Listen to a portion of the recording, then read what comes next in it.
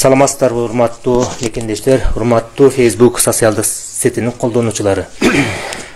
Сиздер менен кайрадан эфирден көрүшкөнүзгө кубанычтамын. Биздин түз эфирдин негизги өзөктүү темасы 30 жылдан бери Кыргызстанда калыптанып калган коррупциялык системанын саркындылары жөнүндө болмокчу. Биз өткөндөгү түз эфирибизде Кадамжай районунун Актурпак айыл өкмөтүндөгү үй бүлөлүк башкаруунун кесепетинен жаралган мыйзам бузуулар жөнүндө сөз козгогонбуз. Актурпак айыл өкмөтүнүн башчысы Алчыбай Төралиев менен анын эниси айылдык кеңештин төрагасы Алмазбай Төралиевтерге мурдагы эфирде сын пикирлер айтылган. Бүгүнкү түз эфирде дагы аларга сын пикирлер айтылышы мүмкүн. Ушул сын пикирлердин бир тараптуу болуп калбашы үчүн жогорудагы ататалган ага инилердин өздөрүнүн жеке ой пикирин угууга жана түз эфир уюштуруп берүүгө биз даярбыз. Анда эмесе жер жутуп кеткидей болгон 1637 гектар жер жөнүндө сөзүбүздү баштайлы. Бул боюнча Баткен областынын коррупцияга каршы элдик көзөмөл коомдук бирикмесинин координаторунун орун басары Ормонов Сайдакмат мырзага сөз берейли. Рахмат. Анда эмесе сөз сизде. Рахмат. Саламатсыздарбы, урматтуу мекендештер. Корккон муш көтөрөт дегендей болуп, бизди Абдыкарым Ажөкөбүздү, Адман үчөөбүздү кордоп, уртетке алып келген агайындардын коррупциялык мыйзам бузуулары жөнүндө айтууга убакыт келип калды. Алардын биринчисини мен баштап берсем, ажыга баштап берсеңиз. Макул. Биздин арызыбыз боюнча 2014 жылы Жогорку кеңештен атайын комиссиянын курамы түзүлүп, 5 фракциядан ар бир фракциядан 2 депутат болуп, 10 Жогорку кеңештин депутаты, ошондой эле атайын жумушчу топ түзүлүп, алардын саны 19 кишиден болуп түзүлгөн. Алардын катарына мен дагы мүчө болуп киргенмин. Жалпысынан 29 комиссиянын түзүлгөн комиссиянын жыйынтыгы боюнча ошол Актурпак айыл өкмөтүнүн жерине барып иликтеп текшеришкенде Актурпак айыл өкмөтүндөгү жалпы жердин аянты 68.362 гектар болгондугун далилдешти. Бирок бул 93-жылгы инвентаризациянын жыйынтыгы боюнча чыгып отурат. Бирок 2014-жылгы текшерүү учурундагы бул жерди сурашканда 66.725 гектар болгондугу аныкталды. Бул боюнча ошол Жогорку кеңештин актысын түзгөн ошол туруктуу комиссиянын жетектөөчүсү Төлөмүш Мамыталиев менен Алчыбай Төралиевдин маанилип түзгөн актысы буга далил. Биз далилсиз Алчыбай аканын колусуз эч нерсени айтпайбыз. Мына акырында Алчыбай ака өзү колду коюп, ошол 1637 гектар жерди кем болгондугуну өз мойнуна алып колу коюп отурат. Бирок ошол жылдардагы Жогорку кеңештин бул актысы боюнча Жогорку кеңеште сессия болгон. Мен ошол сессияга өзүм катышып, ушул маселелерди өзүм угуп көрүп келгенмин. Бирок ошол сессия учурунда Ташбот Балтабаев депутатыбыз байкебиз ушул 1637 гектар жер кем болуп чыкты деп айтып жатканда, ошол кездеги депутат Мадеминов Мурадил деген Жогорку кеңештин депутаты чуркап чыгып, бул жер кем эмес, бул жер Алай районунун балансынан өтүп кеткен, ал жөнүндө маселе болбош керек деп ошол депутаттардын оозун жаап койгон. Биз ал боюнча ошол Мадеминов Мурадилдин сөзүнө ишенип, чын эле Алай районуна өтүп кеткен окшойт, ошо биздин жерибиз деп Алай районуна да барып келдик.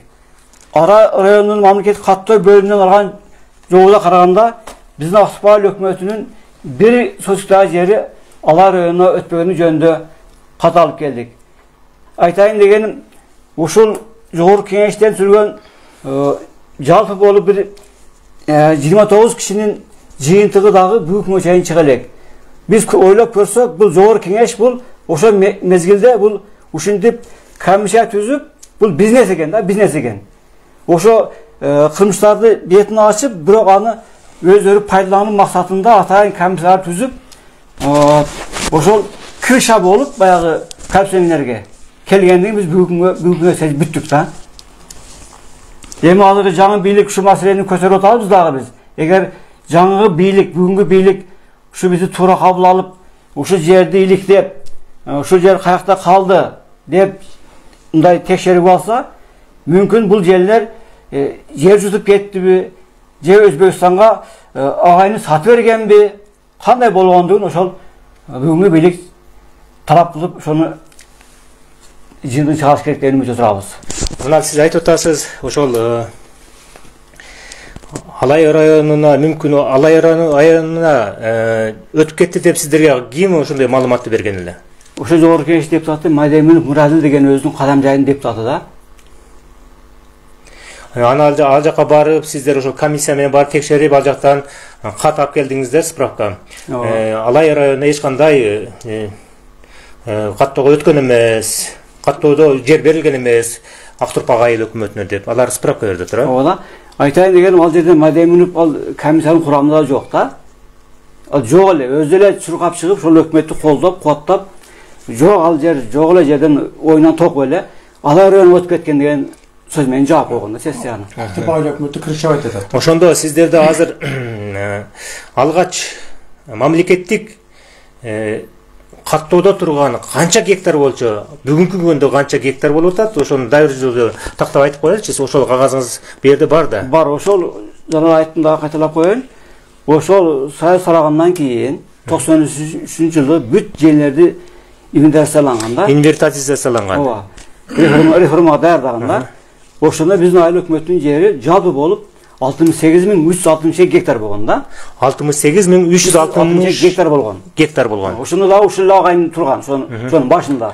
1630 гектар жер жөнүндө 100% Сулейке агайын жооп берет да. Мындан башка эч ким билбейт аны. Мурунку ошол 1993-жылы Бүргөндү совхозунун жерлери боюнча өткөзүлгөн инвентаризациянын жыйынтыгында жердин жалпы аянты 68.362 гектар болгон экен. Ошондо 1.637 гектардын дайын оту жок болуп атат да. Оту жок. Оту түбү жок. Эми ошону азыр эми мындай мамлекеттик комиссия дагы бир жолу түзүлүп, аныктай турган болсо, бул ошол жер жутуп кеткендей жок болуп аткан гектар 1.637 гектар табылышы мүмкүнбү? Же кандай болот? Бул сөз табылат. Бул жер болгон жерде. Бул сөз табылат. Муну мен ойлоп тапкан жерим жок. Ошол жанагы комиссия иликтеп, текшерип, бүт кашкалар көтөрүп чыккан маселе да бул. Муну биз мындай салыштыр иретинде азыр Ак үйгө 16 гектар жер бөлүнүп берилбедиби? Жакшы көлөмдөгү жер да.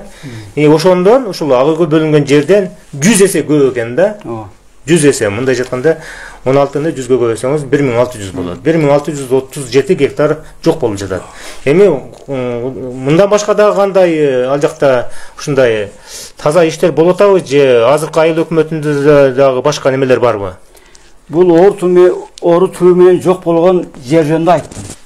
Эми ушул агайын экөө иштеп туруп, ору туу менен жок болгон эки айыл жөнүндө айтып берейин. Эки айыл жөнүндө. Айыл жөнүндө айтып берейин. Орду түү менен жок. Эки айылдын орду жок. Эки айылдын орду жок. Ал кандайча болуп кетти? Расшифровкада жок да, отчетто жок да. Отчетто жок. Биринчиси Сарыкамыш деген айыл болгон да. Экинчиси Каратумуш деген айыл болгон. Каратумушук. Сарыкамыш жана Каратумушук деген. Мына шу Алчынбек өзү өкмөт болгондо 2005-жылы мантип маалымат берген бизге. Мына өзүнүн колу, печаты турат да. Бул жерде ал айылдар барбы жокпу? Турат, айылдар турат. Бул жерде ошол Сарыкамыш менен Каратумушук айылы жазылган. Жазылып турат. Турат. Эки айылдан турат. Бул Алчынбек өзүнүн колу, өзүнүн печаты да. Бүгүнкү күнгө келип, бул өкмөт өзү Алчынбек өзү колу коюп дагы мантип печатты басып, районго отчет берип атат. Жыл сайын отчет берет да булар. Мына бул жердеги жыл сайын берген отчетунда көрсөтүлгөн эмес эки айыл. Ошону айтайын деп атам да. Кадамжай районунун Актурпак айыл өкмөтүнө. Мындан башка да коррупциялык схемалар барбы, жокпу же тазабы? Мындан башка дагы жүздөгөн коррупциялар бар да. Бүт айылдар турат бердичи. Барды бүгүнкү күндө айылдар турат да. Сарыкамыш менен Каратумуш айыл жок берди. Сарыкамыш айылы бунда көрсөтүлгөн. Көрсөтүлгөн эмес. Себеп картымшык айылында быйылкы отчету. Ооба. Быйылкы отчету. Анда болсо 2005 жылдагы отчетунда болсо Саргамыш менен Каратумшук айылы көрсөтүлгөн эмес. Эмне үчүн андай отчеттер болуп атат? Булардын өзлөрүнүн ой пикири кандай экенин билбейм. Мына Саргамыш айылы бар бүгүнкү күндө турат, эл жашап атат. Каратумшук айылы турат бүгүнкү күндө эл жашап атат. Ал жерде мектеп бар, окуучулар окуп атат. Алчымбек өзү ошол мектепте окуган, ошол жерде чоңойгон өзү дагычы. Бирок өзүнүн туулуп өскөн айылы менен өзү окуган айылды төп тагынан бери жок кылып, отчетко кирбей атат. Анын сырыны Алчымбек өзү айтсын. Мен аны билбеймин. Ал айылдарды эмне максат менен ушундай кылгандыгын ал өзү гана билет да. Максаты ошол өзүнүн убагыдан кийин кээ бир айылдарга тура жай берген да мыйзамсыз. Ошол айылдарды санын эгер отчетко косо айыл саны көбөйүп кетет да. Ошо көбөйүп кетпеш үчүн мыйзамсыз берген айылдар косоно көбөйүп кетет да. Ошол мурун жаап жашап калыш үчүн мурдагы ата бабасы жашап келген айылдарды жокко чыгарып, башка жаңыдан айылдарды мыйзамсыз берген тура жайларды кошуп отчетко киргизип. Өзү Алчыбай Туралиев жөнүндө мен жакшы билбейт экенмин. Ал киши эмне мындай ой келди эле нерселерди жазып койду деп сиз айтып атасыз да. Отчету берип атат деп туруп. Ал киши өзү жогорку окуу жайын бүткөнбү, билимдүү кишиби? Эми сурап калдым, бул кишилер жөнүндө айтсам, бул кишилердин капылышпасын негизи билимдери начар да. Ошо сабатсыздыктан, түшүнбөстүктөн кол кой десе кол кое берет, мыйзам буза берет, мыйзам буза ушинтип келиши да. Негизи сабатсыздыгы. Анан ач көздүгү. Себеп, эки себеп бар булардачы. Эми биз чындыгында мен азыр мындай информацияларды угуп алып, өзүм таң калып атам да. Эми буга биздин бийлик өкүлдөрү жооп берет деген ишеничте турабыз. Кудай буйрса, булар дагы бийлик өкүлдөрү мына азыр адилеттүү, акыйкаттуу бийлик биздин элибиздин башына келди деп ушулардан үмүт кылып атабыз. Кудай буйрса, адилеттүү чечип берет деп ишенели. Мен дагы кошумча айтып коеюн Калыбек. Биздин Акбал өкмөтү боюнча жалпы айдоо сууга жердин аянты, 5602 гектар да, мындай айтканда. Ошо айдоо сууга жердин балансында Калыбек. Бүгүнкү күндө мурда көп болгон. Бүгүнкү күндө ошо айдоо сууга сулуу жердин балансында 840 гектар жер жайыт деп жүрөт. Ушул 840 гектардын бүгүн 1 гектар дагы жок. 1 гектар дагы жок. Сен айтайынбы? Себеби бул айдоо сууга жерди ошо агайды биригип алып, экөө биригип алып туруп, бүт тура жайларга берип, үлүштөргө берип, мыйзамсыздык менен. Бүтү. Бүгүнкү күндө сен барып, ошол айыл чара багатындагы айдоо сууга жердин ичинде турган, ошо 840 гектарды көрсөтүп бер десең, эчтеке таап бере албайт. Жок. Бул бир. Экинчиси, ушул отчетто, өзүнүн коюлган отчет турат да. Акбал өкмөтүндө 40 жылдан бери мелиоративдик жакшыртуудагы 1029 гектар жер турат. 40 жылдан бери турат. Ушул 1029 гектар жер бүгүн дагы турат отчетто, Калыбек. Бирок бул дагы бүгүнкү күндө бир сотто калган жок. Бирок отчетто бар, Калыбек. Шуну барып жеринде сураган адам жок.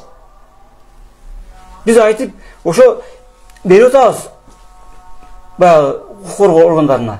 Бирок алар эч нерсеге түшүнбөйбү же түшүнгөлөрү келбейби? Ушу 15-20 жылдан бери ушу эчтеке далилдеген жок.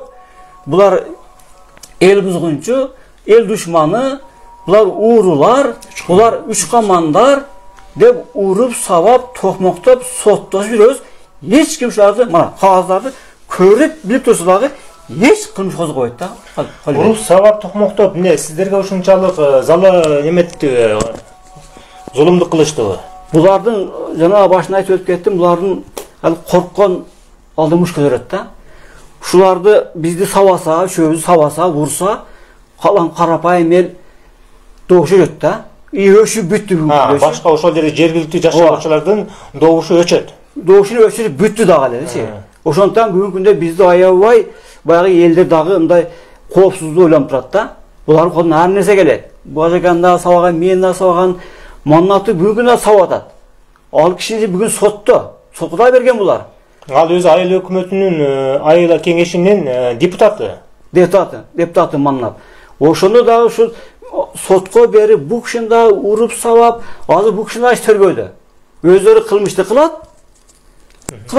Ошо кылмыштан кутулуп кетиш үчүн акча берип болсо дагы бизди сабап, сотко берип, тергөөгө берип, ушундай жолдор менен кетип атат да. Чогуштарды кылып, булар андай ата-энеси начар деп баягындай болгон сөздөрдү айтып, ушундай булар усул ушундай да.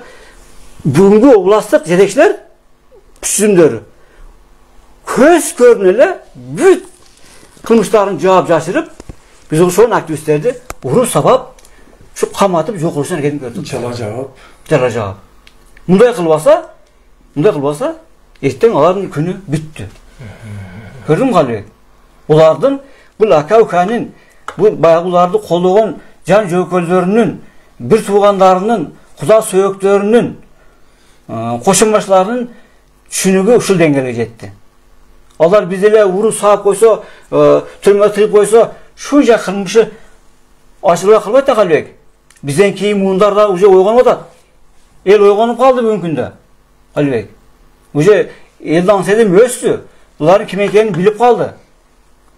Булар эгер чыныгы эркек болсо, ар намысы болсо, şu күнөөлөрдүн моюнга алып эле биз адашкан экенбиз, эй туугандар, бизди кечиргиле деп койгонго убакыт келди да.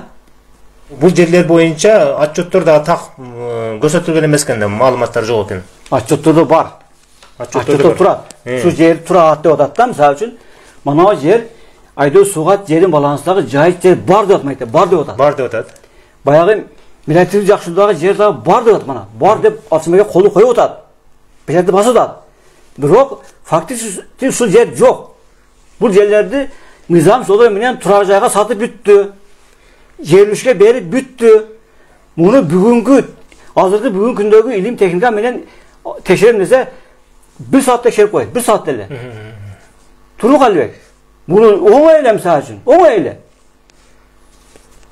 Буга кызыккан, шуну кызыгып бир кат чыгарайын деген органын өзү жок да. Муну кимдерге сатып атат эми? Ошо жергиликтүү элдерге сатып атабы же кандайдыр баягындай бизнесмен адамдарга сатып атабы? Булар көбүнчө баш жактан келгендерге мыйзамсыз баш жактагы үлүштөрү болсо дагы акчасы бала келет да, мисалы үчүн. Көчүп келип, ошого убактылуу учет коюп, анан жер үлүштөрдү алганга буларга акча керек да. Сатып, турак жайларына көбүнчө ушундай акчасы барга сатып, алар токтом чыгарып алат дагы, анан баягы кедей кембадарга улар сатат акча коюп. Булар бул экөөнүн агайынын бул бизнеси да бул. Ошентип отуруп, баягы дагы кийинки немеде айтайын деп аткан оюмду айтайын деп калдым. Ошентип отуруп, булар 1237 гектар жерди Айдос Сугат жерди. Şu 30 жылдан бери aka-uka сатып таркатып бүттү да. 1237 гектар жерди. Ооба, Айдос Сугат жерди. Ошону жаап жашырып калыш үчүн, райондук деңгээлдеги баягы акимдар менен тил бириктирип, ошо 1237 гектар жердин 1200 гектарга токтом чыгарышты. Дүкөр деген участкадан, суу чыкпаган жайык жерден. 2011-жылы. Ошо токтом чыгарышып, ошо Айдос Сугат жердеги турак жай берген жерлерин жаап койдулар да бүгүнкү күндө. Ошо дүкөр жана суу чыкпаган жерде уже суу чыкты кылып коюптур. Жок. Беребиз деп токтом чыгарган дагы биракты жаап койгон. Себеби Алчынбекке өкмөт болгондо жердин турак жай курган жердин аянты 800 гектар эди. 800 гектар эди да. А бүгүнкү күндө 2300 гектар. Демек, şu aka-uka болгондон баштап 1,5 гектар жер турак жайга берилди болот да. Калыбек. 1,5. Мана, мен айтам бүгүн мына түз эфирден.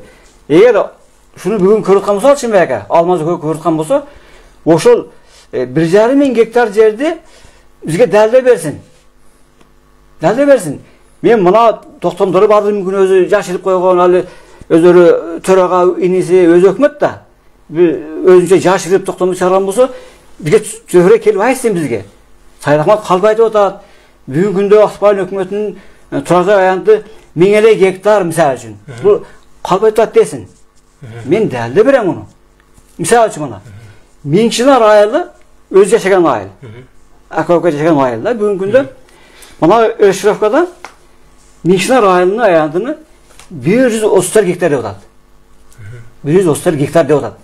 Bana açılmayan özün malumatı açıyordu.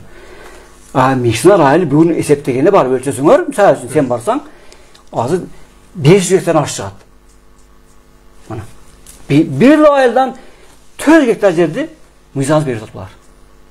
Halibek. Bunu men tüzgön jokmun. Bana açılmayan özünü kolmayan buradan tura mesele var. Köz görünüyor turat ayıllar. Demek Mingçiler ayılının jalp bayandı koy 500 hektar deyli. 5'den kam çıkpay.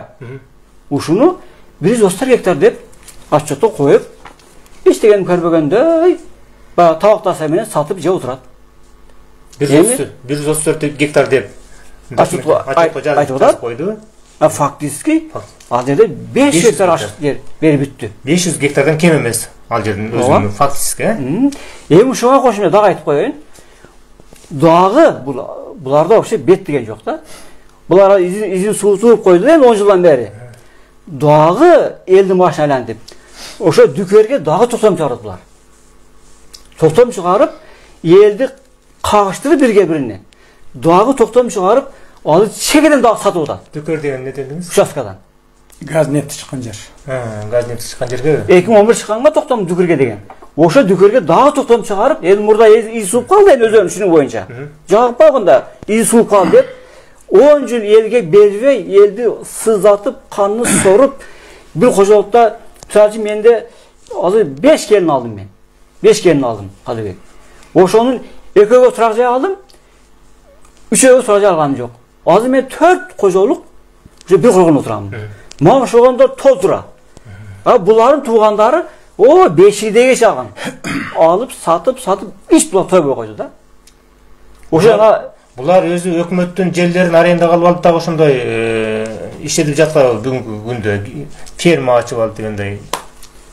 Bunday meseleler jönünde öte vaqt köp sol деп айтпадым эле, эми ашка туруп атат. Bu aganlar mizamı düşünbeyt Qalbek.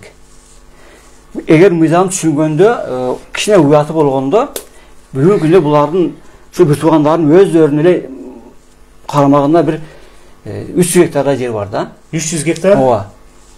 Ошонун төрөгүндө жер бар. Ошол өкмөткө тиешелүү 300 гектар жер булар өзүнүн карамагынан аренда калган да. Аренда калган. Кайра бөш фонд жер алган да.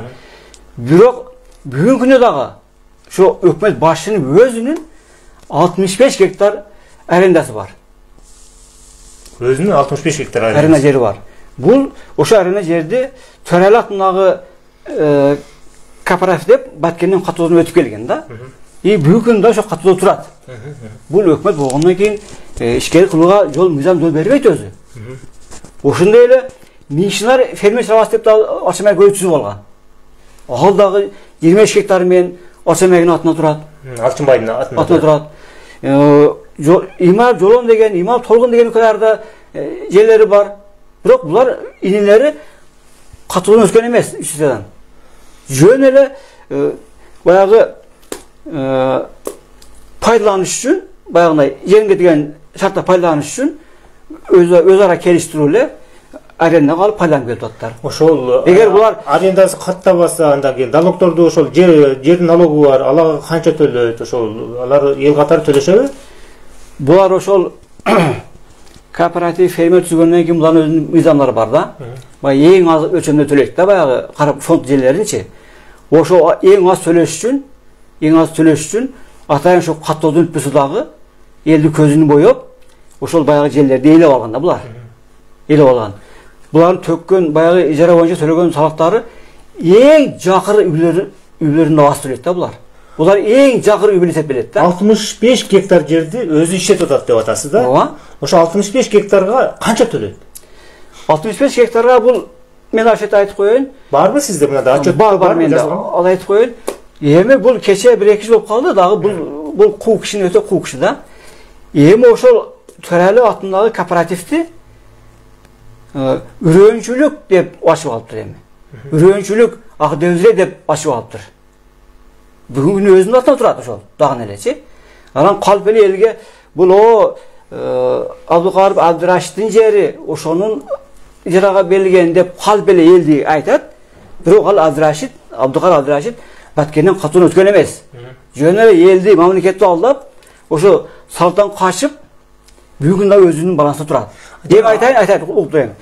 Bul eger bul aytap, men şu Törelatındagı ürönçülük kooperativi aksiyon arkılуу, konks arkılуу utup ады өзүрө ürönçülüğünü açtım dep kat yurtat da. Eger ürönçülük bolsa Kalibek, anın ürönçülüktün özünün kampalары bolot, turabı, büt nemeleri bolot, usta bolot da. Бирок эч тегеси жок. Фиктинилер мындай ачып алып тур да, эмесе эч тегеси жок эле. Жок. Атын жазып туруп, ürönçülük ачып алдым деп туруп, ат коюп алгандагы, анан ошого жараша жанакындай мамлекеттен бөлүнгөн жардамдарды, мисалы дыйкандарга деп бөлүп атпайбы? Президентибиз айыл чарбасына деп бөлдү. Мисалы ошолор булар анда өздөрү эле ошол жардамдарды өздөрү алып, анда карапайым элдерге дагы бөлүп берип атабы же толук өздөрүнө ашпайбы? Булар алган жерлерини өкмөткө арзыбаган акчаны кредитке 6% менен бөлүп берди го быйыл айыл. Аларды эбей салат. Эбей алардан алсанан башка адам ашпайт, башка карапайым элдерге ашпайт. Сиз жанакы нерсени айтып берсеңиз, 65 гектар жерди Алчыбай Туралиев өзү өкмөт башчы болуп ишетет дедиңиз, туурабы? Ишетет, ооба. Ошого канча налог төлөйт? Ошо 65 гектарга бүгүнкү күндө биздеги маалыматтар боюнча Абдурашид баягы тагасынын баласы. Абдыкар Абдурашид деп атпайбызбы? Ошонун атында бияга договор түзүп, баягы келишимдер түзүп, ошо төгөт. Сиз дагы ошол жерде Алчыбай Туралиевден жер алып иштетесиз, туурабы, арендага? Канча гектар жер алып иштетесиз? 5 гектар. 5 гектар жер алып иштетесиз. Сиз айттыңызчы, сиз 5 гектар жерге канча налог төлөйсүз? Өзү биздики көп жылдык даракта. Ошо 2008-жылы айылдык кеңеште. Дарак ал эми көп жылдык дарак. Көп жылдар. Сиз өрүк эгесиз анда да? Өрүккө келген, өзү 5 гектар жерге. 5 гектар жерге. Канча жылдан бери иштетесиз, канча налог төлөйсүз? 30 жылдан бери чоңойтуп келатабыз. Анан реформа болгондо аренда болуп калды да, жер болуп 5 гектар үлүш. Ошол жерде көп жылдык даракка айылдык кеңештин депутаттарын токтому бар экен 1700 сомдон налог өчө ар жылга. Мага барарыга кошумча көп алып келген да. Өздөрү копейка төлөп келген. Себеби бул жерде казанчыны өз эрки кайда кулак чыгарса деген сөз бар да, кыргыздарда ошону иштетет да булар. Алчынбай Туралиев 65 гектар жерди иштетип, канча налог төлөйт дагы, сиз 5 гектар жерди иштетип канча налог төлөйсүз? Экөөнүн разницасын көрөлүчү. Разницасы мынанда турат. Ошо айылдык кеңештин депутаттарынын чыгарган немеси. Карабашы келечек пландын немеси. Бул кайсы жылы чыккан? 2008-жылы чыккан. 2008-жылы? Бул 2008-жылда экен. АКШнын эл аралык өнүктүрүү боюнча агенттиги USAID, мисалы үчүн Авторбак айылдык кеңешинде 2008-24-жыйынын токтому менен бекитилген. Иштөө менен 2008-ден текшерүүнүн 2013-кө чейин. Отчеттун жыйынтыгы экен да. Эми бул жерде айтып атат. 2008-жылы июнга чейин деп атат. Бүгүнкү күндө канча төлөйт эми? Мен муну баштан айтып коеюн. 1 гектар айдоо сууга жерге 2008-жылы жер акысы деп атат. Орто өлчөмдө да жер салыгын эске алганда 2100 сом деп атат да. 1 гектар айдоо сууга жерге. Автокал айыл өкмөтүндө бир сууга жерге 1 гектарына 2100 сом деп атат. Орто эсепте. Налогу төлөнөт. Түз берүү менен. 1 гектар көп жылдык даракка көсүмдүккө деп атат, түшүндүп атат. 1560 сом деп атат да. Бул жерде менен булар эки барабар көп алып атат да, башты. Мына. Бул жерде турат мына меники дагы. Сатыбалдиев Карим дейт. Мен атыма Сатыбалдиев Карим болот. 2003-төн 2008-ге чейин ижара немеси договору. 5 гектар.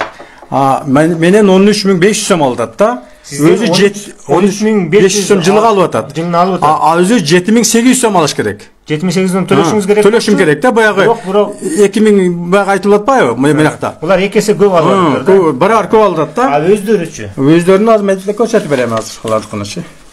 Мына 65 гектар мисалы. Мына 65 гектар имаров жолун деп турат. 2003-төн 2008-ге чейин. Бул ким өзү? Айыл өкмөттүн бир тууган жол немеси иниси. Ошого каттаган 65 гектар жер, жана сиз айтып аткан жерди иштетет. Буга канча төлөт? Булар 65 гектарга 32770 сом төлөп атат. Бүгүнкү күндө 32770 төлөт. Кооператив канча төлөш керек болчу? Эгер бизге жазгандай кылып төлөй турган болсо, бул 1868 сом төлөш керек эле. 1100 101.868 so'm to'lash kerak edi. Biroq to'lagani 32.770 so'm bo'ldi da. 65 gektarga. Men 5 gektarga to'layapman. Palan so'm. Ayirmasini ko'ring. Endi Imarov yo'lindagi bir tug'an oila hukumat inisi. Mana 27. Bu yerda 70 mingni anda bular javob chaqirib atibdi da mamlakatdan, ha? Shunday deb atasizda, mana dokumentingizni siz shunday deb so'rayapti. Misol uchun mana Imarov yo'lin Oşol Aqto'pa oila hukumat turg'asi To'raliyev Alchimboy To'raliyevdan bir tug'an inisi bo'ladi. Familiyasi Imarov, biroq keyingisini aytamiz. Bu Imarov yo'lindagi oshol Aqto'pa oila hukumatning bir tug'an inisi bo'ladi. 27 gektar ayda suvga yer. 2003 dan 2013 gacha inda qo'yib qo'yibdir. To'lagani 5022 so'm. 27 gektar guruch aytiladi bugacha. Bu boyaga 2100 so'mdan to'laganda 56700 to'lash kerak. 56700 to'lash kerak. 51.000 so'm ақша жауап жашырылып атыпты. Эми мына Имаров Акжол деп атат. Бул дагы Имаров Акжол айыл өкмөтүнүн бир тууган инisi болот. 12 гектар деп атат. 2004дөн 2009га чейин договор кылыптыр. Төлөгөнү 13636 сом. Бу төлөш керек эде 25200 сом төлөш керек эде. Бул төлөш керек эле 25200 төлөш керек. 13000 төлөйт экен. Бул жарым жартылай 13636 сом төлөп атат. Жарым эле төлөйт экен. Түшүнүктүү. Ошо биздин Ақтоpa айыл өкмөтүнүн аймағында жер астынан шыққан Құдайым берген жарғыш газ шыққан да. Эбеге ошо 1 миллиард кубка чейин газ шыққан да. Бүгүнкү күндө ошонун 500 миллион куб газ дап даяр турат да. Дап даяр турат.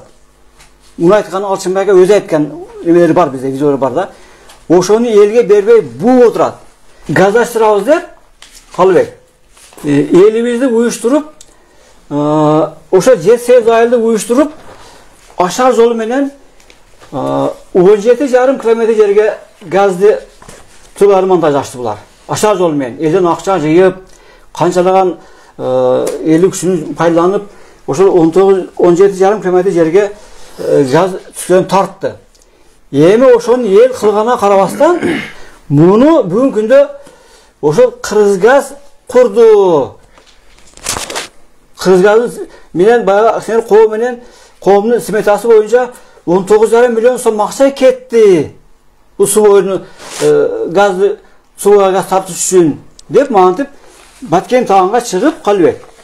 Alchimboy özü mana. Büt mamleketde aldı otat. Mana. El büzürgön işti. Kırgızgaz aksineri kovumu kurdu dep 19,5 milyon so'mdu ol pulmen жок кылдылар. Bunu karagan olam жок бүгүнкү күндө. Mana bu 2004'ten 2009 yılga çeyin gazdın kvitansyası. Aqto'pa ayыл өкмөтүнүн төрагасы To'raliyev Alchimboy 2005'ten kelgen ayыл өкмөт болуп. Бул 2004'ten 2009га чейин бул жерде мында квитанциялар менен неме болгон да, бул акча жыйылган мына. Бул жерде gaz болгондон кийин газдын ишканасы, мисалы газдын конторасында бир эле печат болуш керек, же штамп болуш керек да. Бул жерде печат, бул жерде штамп. Бул немени блокнот эле немеси да. Мен ата неме айткан, балам, сен ким менен кандай мамиле кылсаң, ошону обязательно кагаз менен эсептеш деген да. Мен ошо газдын газдын кассири келгенде акчаган. Мен акчаны көрсөтөм. Канча 400 сом төлөш керек? Мана 400 сом. Мага кагаз жазып бер дейм да. Эртең келип сураш керек. Шондан мага кыстырма. Бүгүндө газ чыгып атат да сиздерде. Газ бар, бирок элге бербей жатат. Элге бербей жатат. Ошентип мында квитанциялар менен газ акча жыйганда. Качанчы жылга чейин газ чыгып келген? Газ постоянно чыгып келет бу газ. Качан азыр бербей жатат? Качандан бери токтоп калды? Так. 10 жыл болду окшойт. 10 жыл токтоп калды. Ошентип 2-нчи жылы токтоп калды. Квитанциялар менен жыйганда акчаны. Анан эмне квитанция эмнесин көрсөтөт? Мына жерде булда квитанция экен. Квитанция да мына квитанция турат. Аты, фамилиясы, акчаны канча чогулткан барын айтты. Фамилия аттарга жазылып турат. Бул жөн эле мындай жазып алып турду, мындай. Мында көрсөңүздөр жөн эле баягы даже квитанция деп жазган эмес. Блокноттун парагы да. Печаты да жок. Мындай эле мен паланчаны не деп жазган? Так. Бул жерде жазылган 2008-жылы январда 100 сом, 200 сом так. Общий 1000 сом алдым деп атат, а? Общий 1000 сом эмне үчүн алганын? Газга деп атат. Мына. Газ 2007-жылы февраль айынан деп атат. Август, сентябрь, ноябрь, декабрьга деп алып акчаны. Анан кайда? Алдым Эмил деп туруп кол коюп атат. 26 число 1-ай 8-жылы. Кайерде жазылып турат газга дегени? Газга деген жазуу жок го.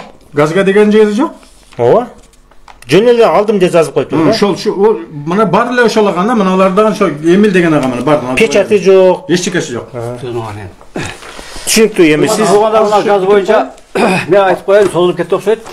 Бул газ боюнча бул бардык жасалма буларчы, Шакалбек.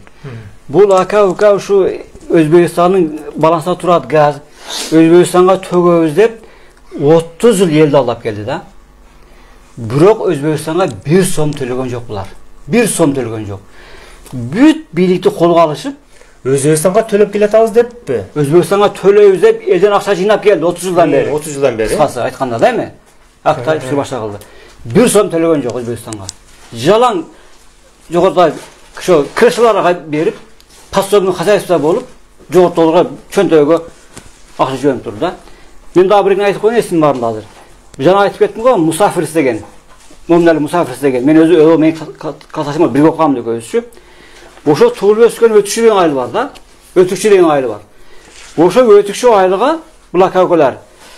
Үсайт мен баягы Үсайт деген уюм бар го, Үсайт уюму. Ошо мен тил табышып, ошо Сок дарыясынын суу алган өтүкчү айылынын дамбасынын курулушуна 4 миллион 300 миң сом кетти деп мантип жарыя кылып газетада ачымга чыгып атат. Сок дарыясындагы Сок дарыясынын жээгиндеги өтүкчү айылынын дамбасына кетти. Дамбасына 4 миллион 300 миң акча кетти деп мантип ачымга өзү дагы чыгып атат. Газетада мактанып. Округ башчы болсоң ушундай бол деп мактанып мантип өзү чыгып атат. Бирок өтүкчүдө дамба деген сөздүн дысы жок. Жок бу. Жөн эле Үсайт уюму курган дамба жок. Жөн эле жок дамбага ошондой 4 миллион 300 миң сом акчаны жеп койгон. Жеп койгон да, эме кылат, күйгүз береби. Жетти ону. Өлөйүн деп жазгандан кийин жетти аны күйгүз береби. Кыскасы бул энелердин баягы мыйзам бузулардын бул четеле бул. Бир четеле. Буларды ушу бүгүнкү бийлик биз шенген бийлик. Биз күткөн бийлик деп айтайлы бүгүнкү күндө. Эгер жакшынан мындай грамотный тергеп, жакшы бир күчтүү адвокаттарды таап, мисалы үчүн, эми? Бир көзөмөлгө алып, Садыр Жапаров өзү баш болуп көзөмөлгө алып, жакшына кылып текшерсе, булардын былыгы чыгат. Калай, чыгат. Себеби бизде бүт факты бар. Алар бизди ход өлтүрүп берсиндер. Мисалы үчүн да, ход бак жок кылып берсиндер. Бирок мына кагазда турат да. Турат. Бизди бүгүнкү күнгө чейин жалгыз Кудайым сактап келди. Биз ден соолук жоготтук, банкрот болдук. Мисалы үчүн мен бүт мал мүлкүмдү саттым. Керек болуп калганда кыйналганда жер үлүшүмдү саттым. Балдардын үлүшүнө чейин кошупчу. Ушу ахирет намыс үчүн ушу акырына чыгарып коеюн деп. Балама берген турак жайды сатып, экөөдөн сатып бүгүнкү күндө. Ушу акырат үчүн, ар намыс үчүн ушу бүгүнгө чейин жетип келдик да. Эгер биз ушу кой мал мүлкүмдү сатпайын, өлүп кетсин, мага мезарил деп ким койгонубузда, манандай булардын кылмышы далилдеме калат эле. Эми мал табылат, жер табылат, башка бир барлык ордуна келет. Бирок биз баштаган ишти бүт жаштар дагы уже колдоп атат. Алар дагы бизди ээрчип атат. Алардын көзү ачылып, бүгүнкү күндө ошол өкмөттүк деңгээлдеги жаштар бизди колдоп, митингдер уюштуруп, баягындай турак жайларды мыйзамсыз бергени жөнүндө өкмөттө барып кектейден бууп, ошо иштерди катуу жүргүзүп атышат жаштар дагы. Сайыт Акмат аба, Кудай буйрса мына ошол сиздер алыстан жол артып ушул жерге келипсиздер. Эми мына бүгүнкү күндө Садыр Жапаров өзү жетектеген өкмөт үйүндө иштеп жаткан бийлик башындагылар мына сиздердин маселеңиздерди чечип берет деп биз үмүт кылабыз. Мына ушулардан биз Кудай буйрса белди бекем бууңуздар, бул сиздердин мына чындыгыңыздар, акыйкаттуулугуңуздар чыгат деп эсептейм мен. Мүмкүн сиздерди мен мына бир жактуу, бир тараптуу угуп атам бул жерде. Эгерде Алчыбай Туралиев бизди көрүп угаткан болсо, ал дагы керек болсо ушул жерге келсин, түз эфир жасасын. Биз дагы ошол менен Алчыбай Туралиевке түз эфирди беребиз. Ушундай сизди бул жакта сиз отурсаңыз, бул жакта Алчыбай Туралиев отурсун. Ушул маселени ушул түз эфирди эл алдысында чечебиз, Кудай буйруса. Урматтуу бийлик өкүлдөрү, ушул адилеттүү чечип берет деп сиздерге биз ишенебиз.